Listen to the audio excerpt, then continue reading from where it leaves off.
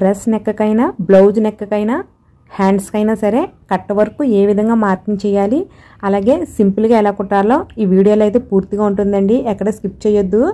First అయితే మనము neck down neck వెడల్పు మనకి నచ్చినట్టుగా అంటే ఆది బ్లౌజ్కి కానీ ఆది డ్రెస్కి కానీ ఎలా ఉంటుందో అలా మార్కింగ్ చేసుకున్న తర్వాత మనం మార్కింగ్ చేసుకున్న నెక్కి బయటికి ఇంకొక 1/2 ఇంచు నేను వీడియోలో చూపించి విధంగా మార్కింగ్ చేసుకోవాలండి. నెక్ చుట్టూ కూడా మార్కింగ్ చేసుకోవాలి. ఈ విధంగా మార్కింగ్ చేసుకుని ఆ మార్కింగ్ ప్రకారం మనము నెక్ అయితే రౌండ్ నెక్ని మార్కింగ్ చేసుకోవాలి.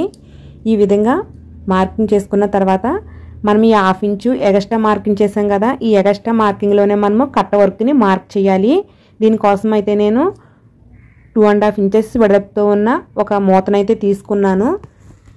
ఈ విధంగా తీసుకుని నేను వీడియోలో పెట్టినట్టుగా పెట్టాలండి. అంటే మనకి అసలు నెక్ వెడల్పు ఎంత ఉందో ఆ నెక్ వెడల్పుని ఈ మూత టచ్ అవ్వేలా పెట్టాలన్నమాట.